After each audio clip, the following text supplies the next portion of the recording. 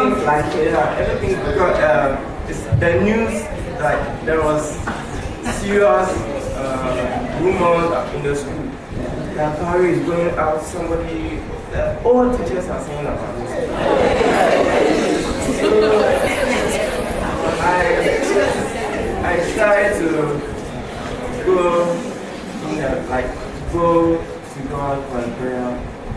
And then I said to myself, that's not how I am. God, you really brought me up to share, make love for people. But now this certain things that happened in the school, I'm quite a kind person and I don't really want this. So God gave me an idea to talk to the girl, to explain things for them to understand. That it's not for those that they think that I'm out to.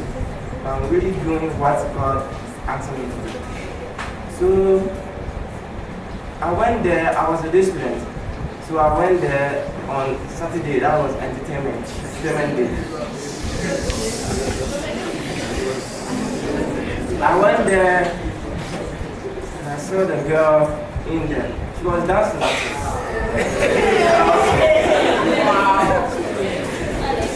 And I was looking at the girl, trying to get close to her. And finally, as she was dancing, I managed my way on the corner of her face. I grabbed her hand, trying to push her out of the crowd. Then the girl yelled at me in the crowd. So everybody turned and see what's happening. Everybody was saying, oh, so it was true. This is what was going on. And unfortunately, that day was my birthday.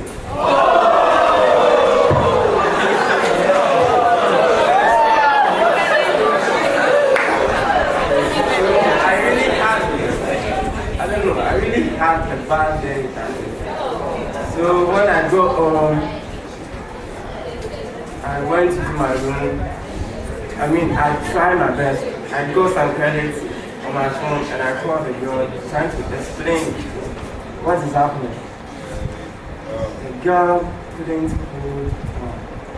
She gave me the insult, like what I said. The insult she gave it to me and I understand it. But at that time too, even me the insult was not really good. So I tried to balance her. I balanced her, yeah.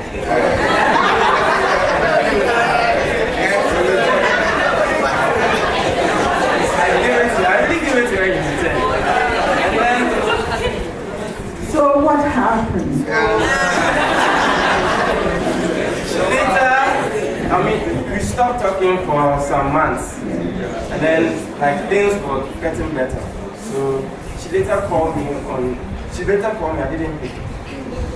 She sent me a text, I didn't reply. And then she sent me, I was going to write my exam, and she sent me a text that I should let whatever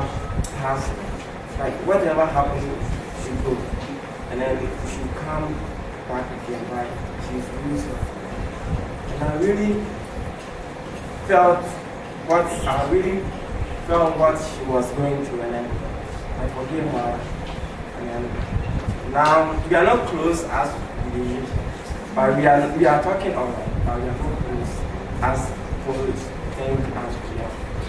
So what I'm saying is if you are in a situation like this, if it was somebody, you just do something that will not help. But I go into my way and pray to God, and then God really helped me in this. Thank you. All right. So the issue is it's not always that the good you are doing will be recognized, and sometimes you'll be maligned. And when it happens like that, then you remember that Christ also went through that, and He still forgave. Plus, the Bible actually says, count it all joy when men do nasty things to you, say nasty things about you, for Christ's sake. You shouldn't be that they are just saying it because you've gone and done something wrong. But when you are trying to be who God wants you to be and they say nasty things and so on, you should count it all joy. Because God knows why it is so, and in His own time, He will reward you for it. And that's how come you can forgive, even if there are rumors, and you ask God to show others who you are, and you don't, there isn't much you can do if the rumors are spreading about you, except to tell the truth to someone. That you need a lot of forgiving, forgiving others if people are spreading rumors about you. Any more questions and sharing?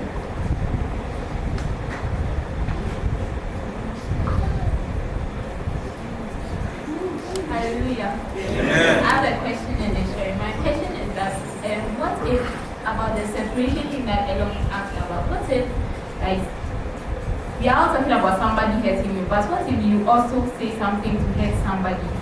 And, or, okay, another way, somebody says something to hurt you, and like you are forgiven, or the person has forgiven you, and the hurt is all over.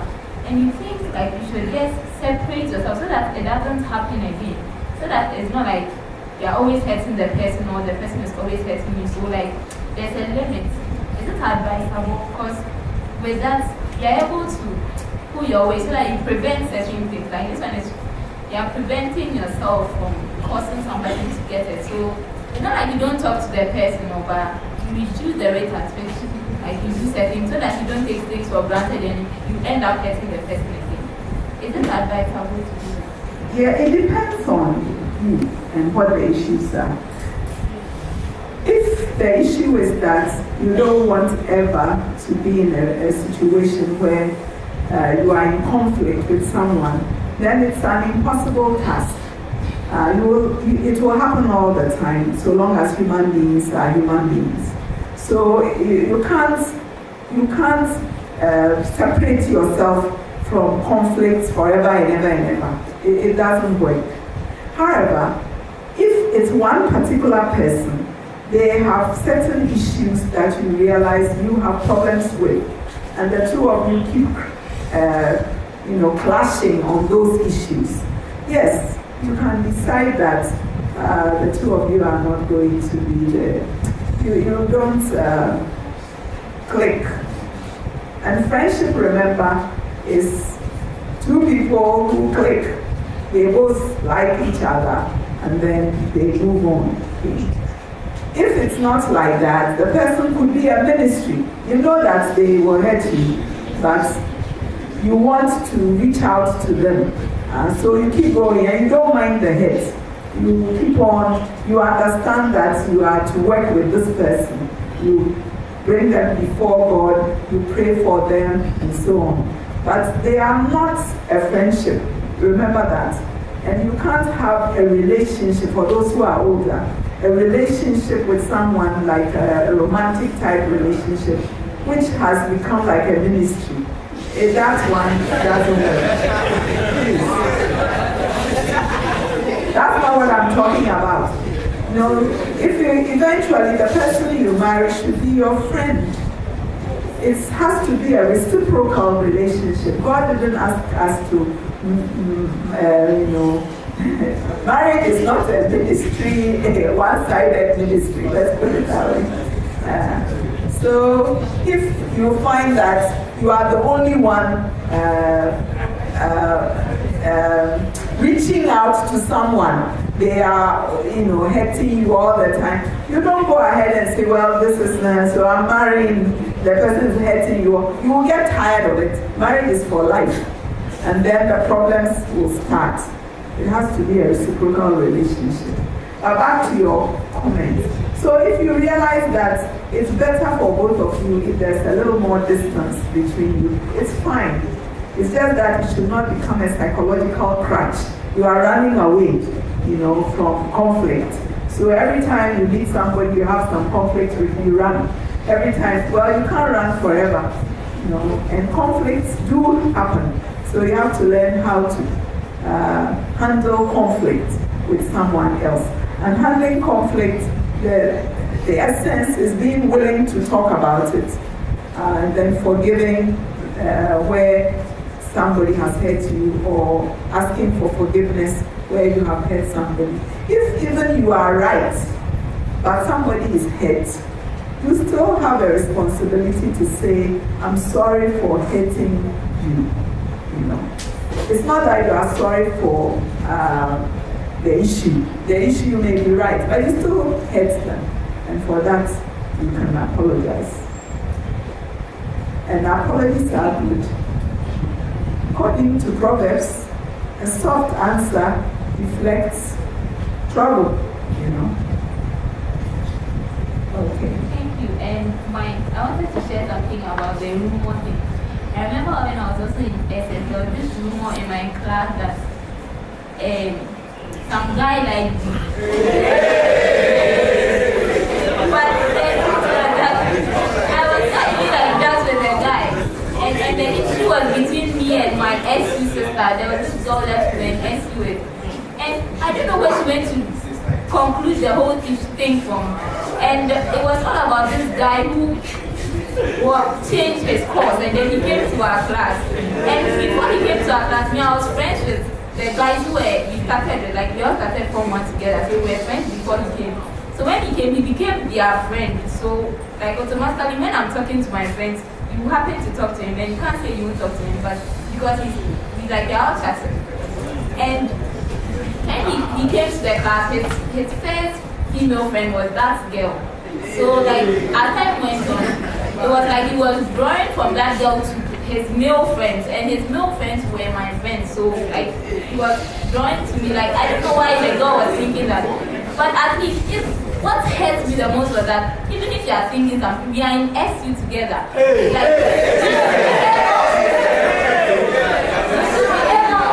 like she was a leader to me. And she was like, when I was in SS, I wasn't so active in SU because my school was a day school. When you're active in that, you won't get time to like class time, and now I'm going for meetings and all that. So I took my time on that. Like I was just singing and all that, but I wasn't so much like into the leadership thing.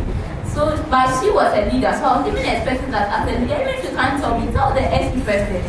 He will call us like you solved the issue. He didn't tell me anything, and you are circulating the thing in the class. And she went to tell another friend of mine come and ask me if I'm going out. I was so confused about the whole issue. And another day I was talking to a Muslim friend, and he started teasing me. I said, God, what is all this? And there was the thing that paid me the most was that even the guy too, he's not any serious guy. He's not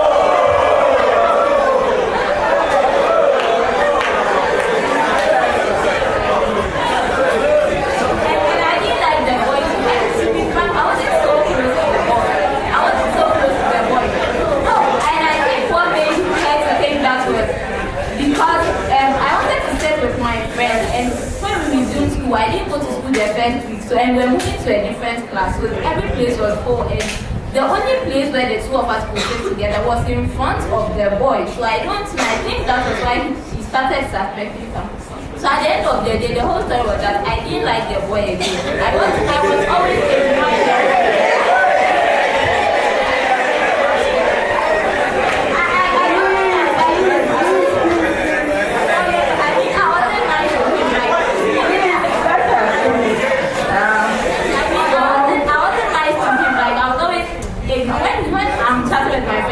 I will leave there. Like I was trying to do things to please the girl to show that like there's nothing. That I was so much concerned about that issue, and it was really bothering me. Came to a time I even lost my own friends that I had before the wedding because he was always talking with them, and I can't go and talk to them because he's talking with them. And after SS, like I don't know how he got my number, but he was.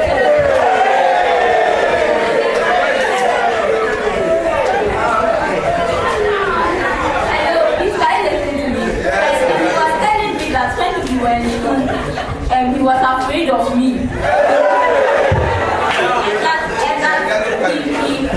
thought he was scared. He thought that anytime when he comes to me, I will insult him. I was like, what did I do? What's true? And he was like, because I wasn't giving him faith and all that. And I explained to him that this was the reason why. He was like, oh, it's not true, it's not true. He has never gone out with that girl before. He doesn't even know anything, and he has never told anybody that he liked me.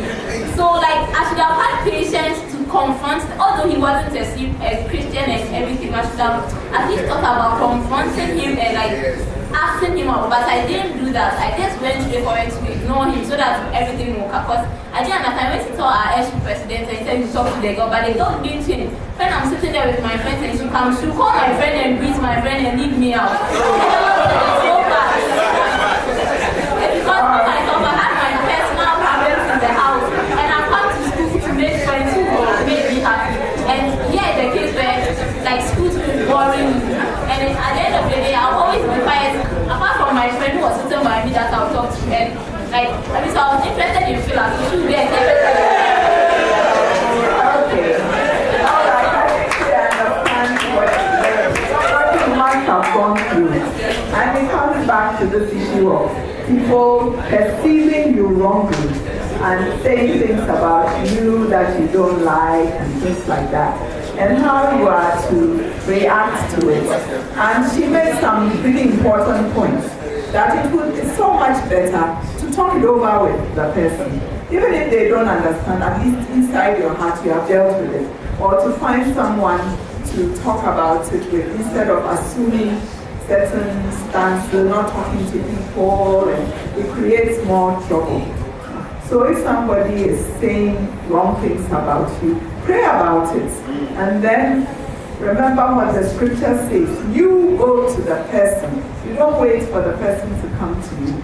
You go to the person and ask them and try and resolve the matter. Good. There are a number of hands. I have the microphone and I want to share.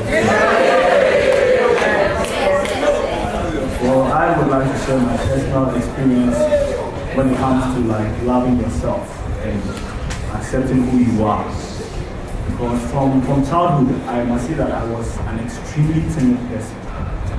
You know, I remember the first time I came before people, that was the Christmas day in nursery. I just burst out into tears.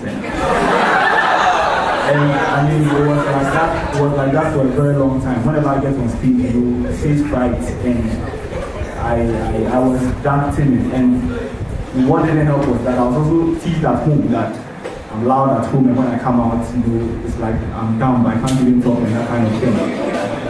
So it used to bother me, you know, it used to bother me a lot because I was like, I mean, you want to, first of all, you don't want the perceptions about people that are not so good about you to be right, but then like we are having a challenge as to how best to go about it. So I think the breakthrough came for me when I went to SS. And I don't know whether it was the bullying or, I think so, because it's more or less, it helped me in that it made me like want to stand up and stand up for my rights, and you know, so I realized that probably after the first semester, first term in school, I came back, I realized that, you know, I was becoming more outgoing, and although I still wasn't there yet. But then, I mean, it's just been a gradual process. You know, books that I read, I think one of the books that helped me was, you know, How to Win Friends and Influence People, with Carnegie, and reading books like Purpose-Driven Life and all those things helped me build up my confidence in myself and, you know, accept myself for who I was. You know, especially a purpose-driven life. You know, the early emotions talk about your uniqueness, as we were saying, and accepting who you are, and that God has made you unique for a purpose. God has a purpose for your life, and you know that radically transformed my thinking about myself. You know, I always have issues with like physical appearance. You are tall, you are slim, you are this, you are that, you know. And I used to have so many pimples on my face, and that was like just the lowest point for me. You know, I felt that people were judging me by my physical appearance because, I mean, I wasn't confident in myself. But by the grace of God, as I affirmed myself in these things, I came across people who could stand up and speak in front of people. And I would be amazed. I'm like, how do you do that? And they would share with me some of the strategies that they used and what they helped, what they used, or the methods, the strategies they used in overcoming their shyness and their self-worth. And I can say that to the glory of God today, I say that there is nobody in this world who can intimidate me. Yeah, I mean, I say that it doesn't matter who you are, you can be the Secretary General of the United Nations or the President of America. I will relate to you with full confidence, not feeling intimidated, because I have come to accept myself and accept my uniqueness, and I believe that if you can come to that stage, it takes grace, it takes prayer. And you also need to surround yourself with the right kind of people. Because if you have people around you who are pulling you down just so that they can make themselves feel good, it's not going to help you.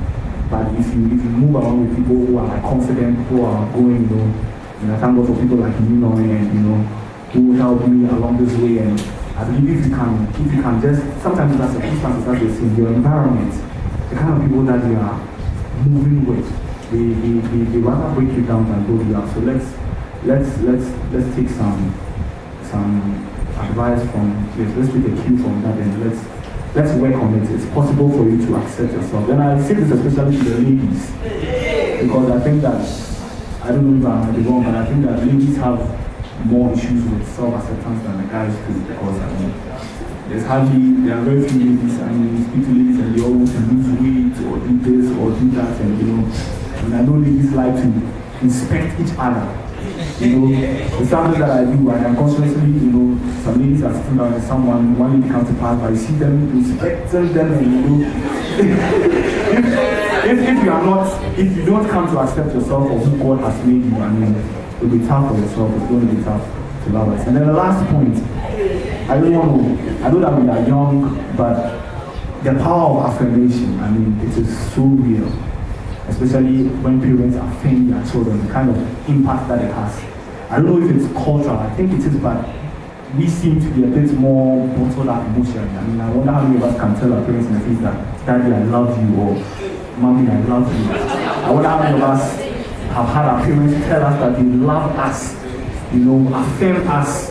What we see is, parents lashing out, and sometimes I see it happening, and I get so sad. Like little children, and they do something wrong, and parents just lash out at them and call them names, and it's sad. I don't know how we can go about reversing that trend, but I believe that if we can start, let's come to that understanding that the power of affirmation in developing the self-confidence in the child is so much important.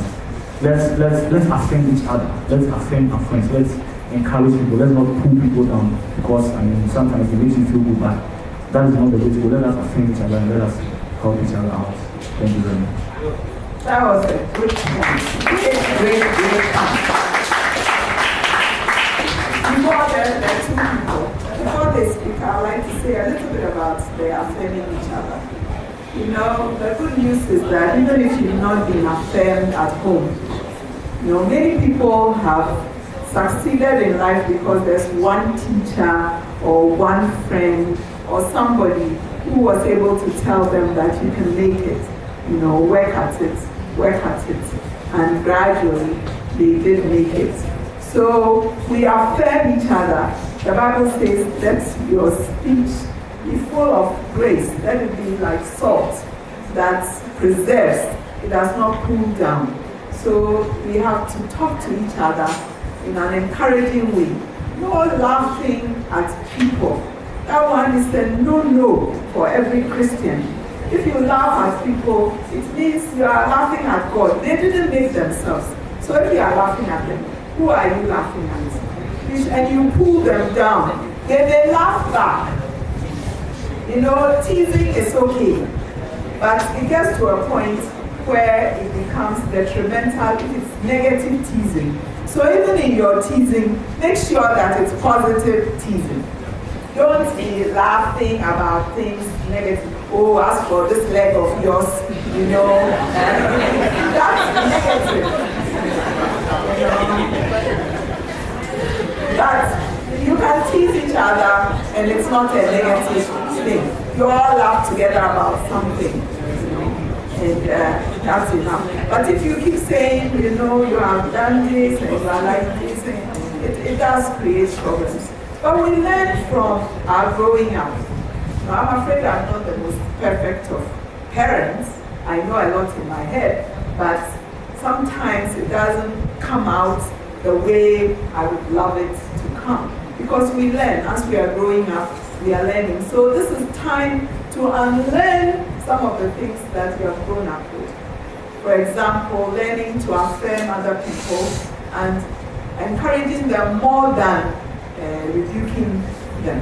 So that every rebuke comes with an encouragement. So it doesn't mean you shouldn't rebuke people. They also need rebuking. If somebody is doing the wrong thing, you don't say, oh, it's all right. So when they're doing the wrong thing, they're doing the wrong thing. But it should come with encouragement. I know you can do better. And when you see them doing better, you tell them, boy, are you doing great? So they feel good about the good things that they are doing. Let's work on that. So as a group of youth fellowship members, there is warmth amongst you. When people come, they see that. Long ago, now I'm not so, I don't know the youth as well as when my children were younger. And then I knew the youth well because we did a lot of programs together. And one of the things that other youth commented on when they came to LIC youth was, oh, you people are so, you can hug each other and you can talk like your brothers and sisters.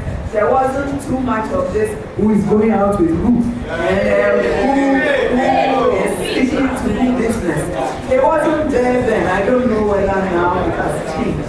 But it wasn't there, and they were really solid brothers and sisters. And it has, now they are adults, they are young adults, married with children. Those relationships are still there. Their friends from youth have remained their friends. They're going to be friends for life, you see. So it should be like that amongst you. That the relationships we cultivate now are going to be relationships for life. You are the ones that if somebody is going through a bad time, they can come and weep on because they know that you will understand and pray with them. And you won't think you are that awful person. Because they know you and they know what you stand for and they know your love. So they can confess before you easily. You must be the kind of person that other people can confess and feel okay. If they are afraid to come and confess, then it means you are going to bash them on the head. And God doesn't do that to us. So let's do love each other and let it show. Let it show. Give each other confidence. Let it show. And that helps in boosting people's self-esteem. Two at the back. Okay, please. I'm sorry to take you back. I wanted to ask about the conflict issue. I realized that you addressed the one with friends. What if this is a relation? Your mother, your sister, or somebody you are living with? And the second part of the question is that sometimes when you try to express yourself with such relations, they go like, it's okay, end it there. And even if the person doesn't want to hear, the person, that is okay, let it end. Alone is a different kind of pain that adds to whatever. The person doesn't want to listen to you. For me, per se, I believe in when I do something wrong, even when you allow me to speak, I feel much more better. But the person doesn't let you land to that, place. You also feel good. So what do you do about such people? Yeah. So let me make sure I understand. The one is, what if you have a conflict with your somebody in authority over you, or somebody who is not your a friend? Relation. Somebody you are living with. Do you have to avoid a person? Yes. You can't, obviously. So what do you do? And also, maybe the second part is that when you try to solve the problem with the person, and the person doesn't want to listen, the person goes, it's okay, then cancel. Let's end it. And you know that it hasn't not ended. resolved. Yes. What do you do? Okay. All right. Okay. Is there another? There was one more. We have come to the end of our time together. No, it has to be somebody who hasn't spoken. Oh dear. I didn't know there were so many. Otherwise, my answers wouldn't be so long. I thought, we wouldn't. So ask. Then I'll put it all together. Okay, those of you who really have pressing questions, lift your hands up so we know. Pressing. Okay, so the two of you, and then I'll answer them all and we'll finish. My name is Isaac.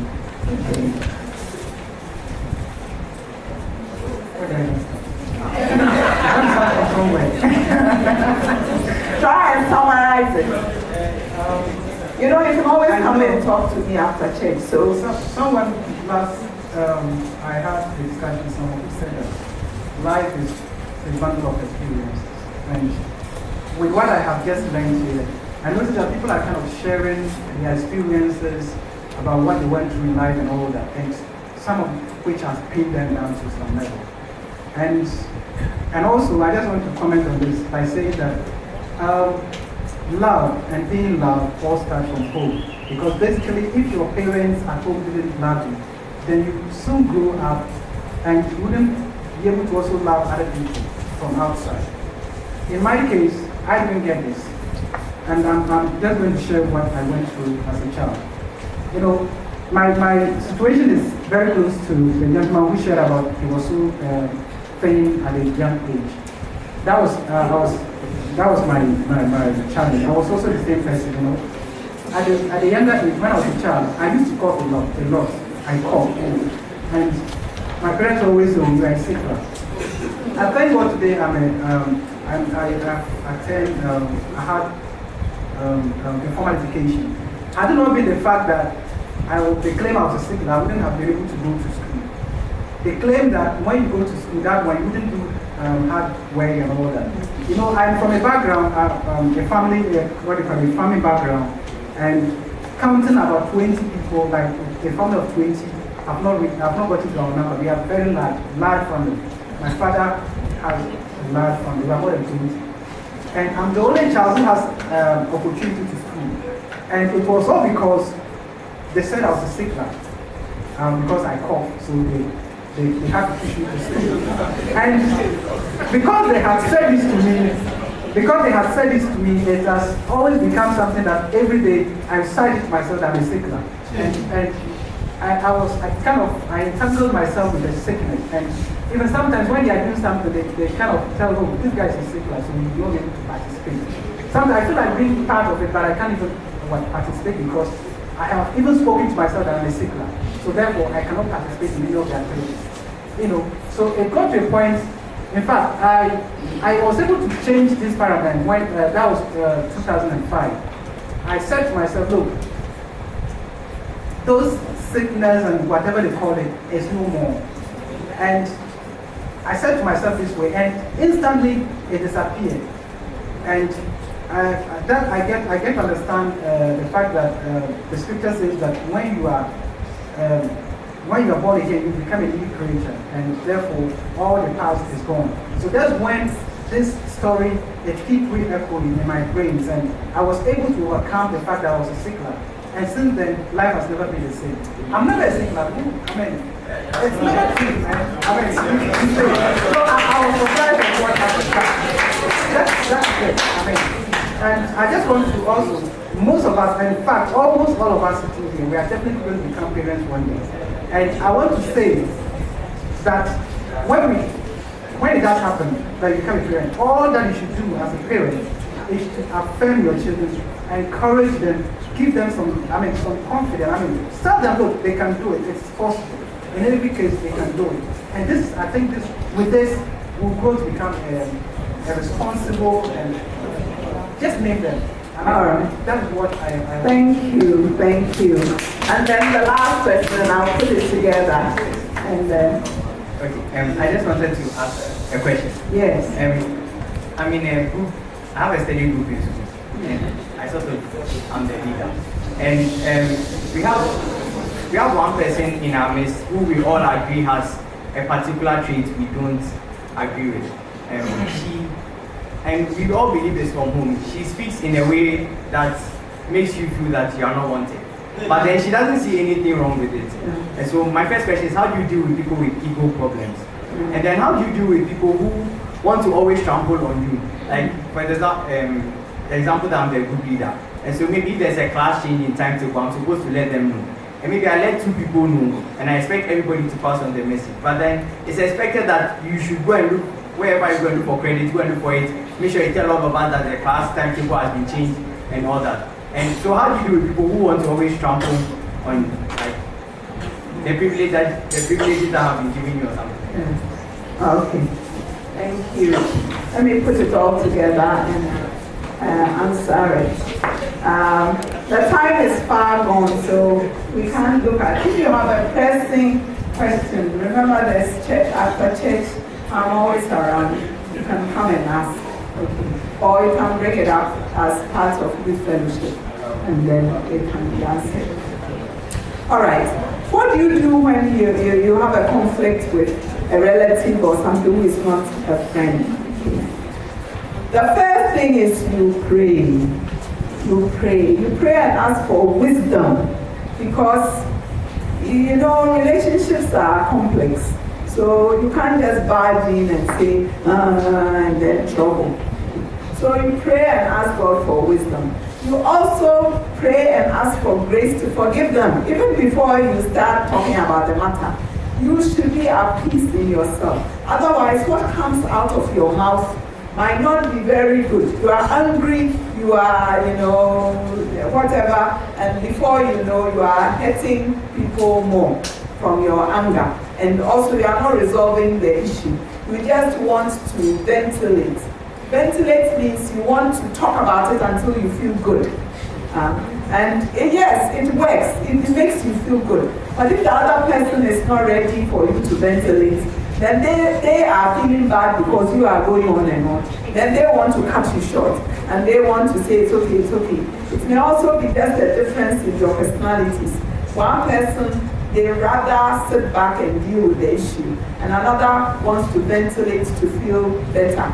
And when you get a clash like that, then you will have problems. The one who doesn't want too much talk is pulling away. And then the one who wants to ventilate is pushing forward. And they are never happy with each other. So by the way, when you are trying to get married, all those are issues that you need to do. Anyway, so if it happens to you, you pray for wisdom concerning grown-ups and how to relate. It's often good. The general psychological pattern is this. When you want to talk to somebody about something they may not like, you start off with an affirmation. You start off saying something that you honestly and sincerely like about them. Then you can talk about what you don't like so much. And then you give them opportunity to know how they can make things better.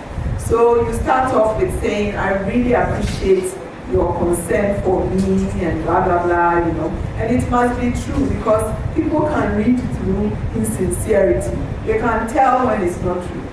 Then you say what you have to say. Those are general things. They may not work with everybody. Some people, even after you have affirmed them, they are ready to fight you.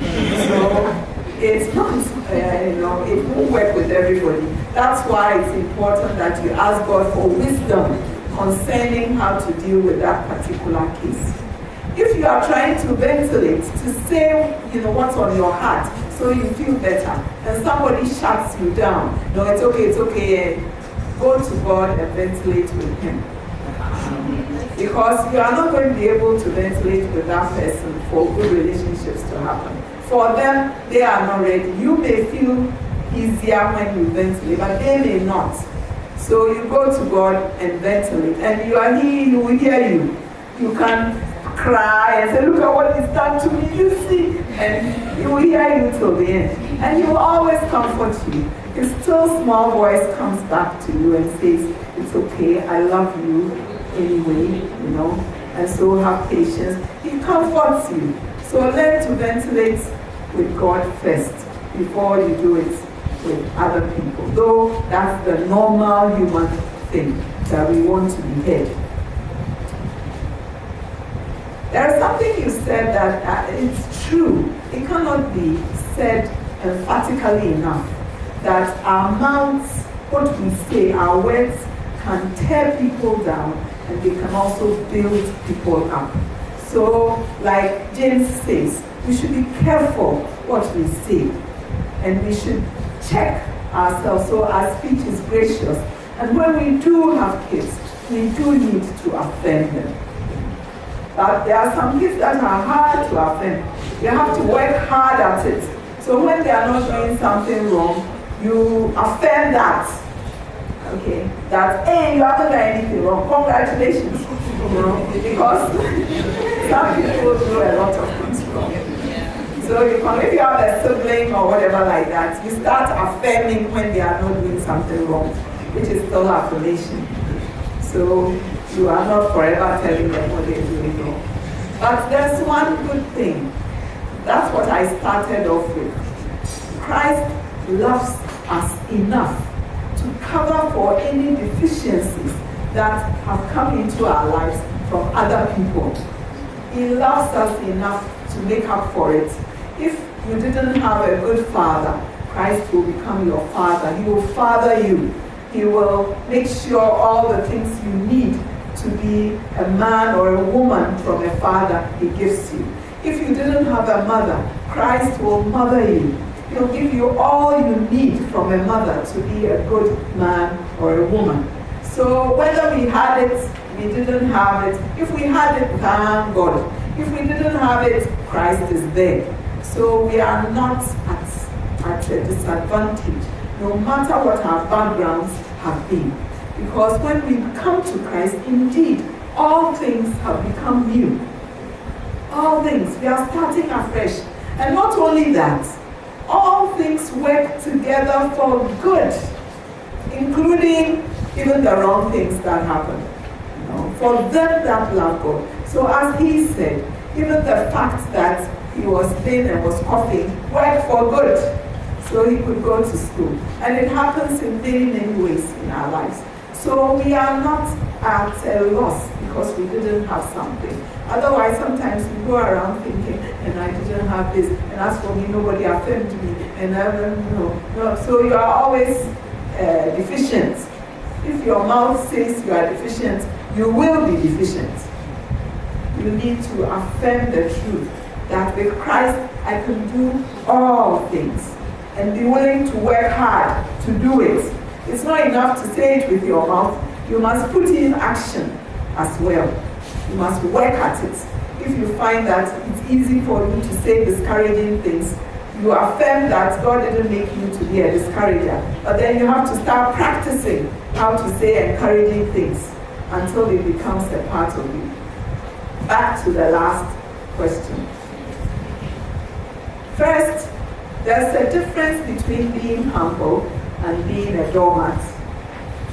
Being humble means you're willing, for Christ's sake, to do things that maybe, to forgo your rights, basically, for Christ's sake.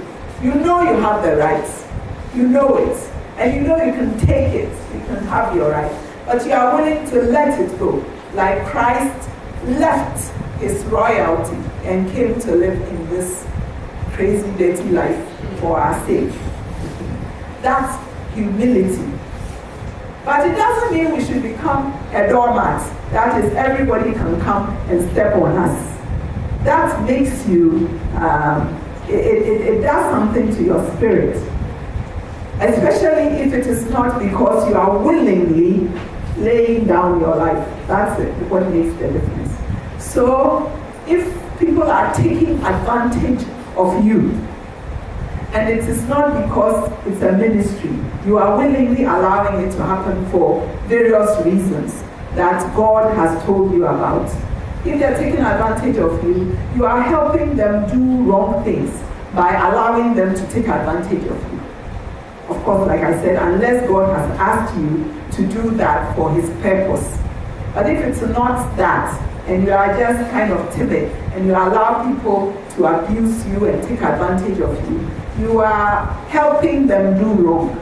You should be able to tell them that is wrong, and I'm not going to allow you to do it to me. It will be bad for you, and it will be bad for me. So if you have somebody who is forever pulling people down, You need to love the person enough to call them aside and tell them what is wrong.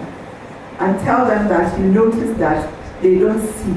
And so it should become a matter for prayer. If they are a Christian, then you make it a matter for prayer between the two of you. That you pray and ask God to show you what is wrong. And by the way, God does answer those prayers. When you go to Him and you pray, I don't like how I'm always upset with other people. Show me, where did this come from and how can I correct it? He talks to us through the issues that come to our minds, through memories that come to us concerning the issue. So if there is something you are grappling with, go ask God about it and ask Him to show you how you can be healed of it. And if He says go talk to someone, go talk to the person. Sometimes He may tell you straight away that you need to forgive this person or you need to go do this right or whatever, and then you do it. So when we love people, we need to be able to tell them what is wrong as well as what is right. And we need to, like Paul, Paul, be able to stand up for our rights. The people came and beat up Paul. He hadn't done anything wrong. They beat him up, pushed him into prison, and then wanted to kind of famously take him out of, because they knew what they had done was wrong. And Paul said, I'm not going to let you do this. You came and beat me up for nothing. I didn't complain. You pushed me into prison, and now when you notice that you have done the wrong thing,